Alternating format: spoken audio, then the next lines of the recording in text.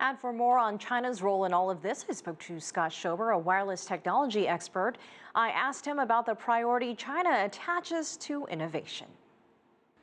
Well, I think a lot of it has certainly changed. If we think about just the sheer number of patents that have been applied for in China, well over 1 million, it's staggering in contrast to what other countries are doing. There's a lot of growth and innovation here in the United States we see, but especially in China, because more and more they've got younger talent and they're high-tech talent, and they're innovating at a much faster pace than a lot of the other spots in the world. And I think that's what's starting to put China in a leadership position here. So certainly apps, all different types of high tech, certainly in the wireless area where we have a lot of expertise in my company, we see the likes of Huawei and ZTE and other companies continuing to innovate.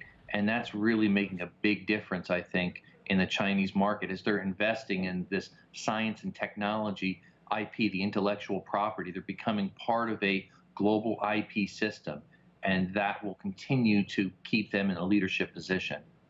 Well, you touched on it, and I'll get to patents in just a moment, but what types of technology is China now leading the world? Well, certainly, as I mentioned, there's the wireless technology. That area is continuing to explode and innovate. The shift from the fourth generation technology, which we're familiar with, LTE, we see it on all our commercials, that's migrating to a fifth generation technology, allowing for high-speed video on our mobile devices.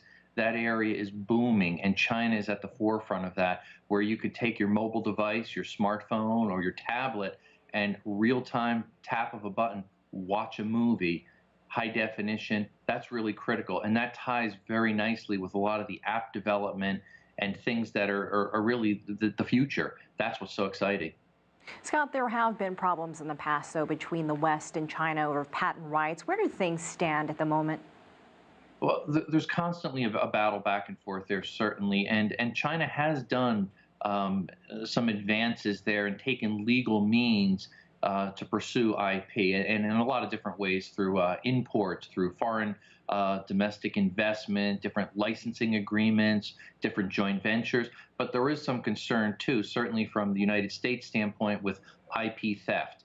And there it's becoming a growing concern with the different hacking going back and forth between countries and the stealing of much intellectual property there. So certainly that has to be monitored more closely, and that's certainly the wrong way to grow your IP portfolio. And looking long term, what do you think the future holds when it comes to China and its innovation? Well, certainly, if you look at the model China uses, what they're doing right, I think, is the government has poured heavily, especially the past 15 years. They're financially funding companies to support patent filings for IP growth, innovation, and that's helping really stimulate the economy there, making it cutting edge. Contrast that to the United States.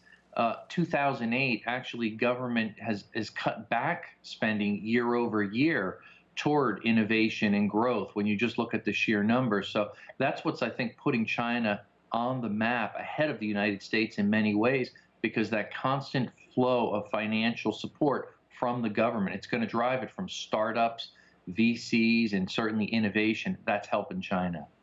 All right, Scott Schober, thanks for your insight. We appreciate your time.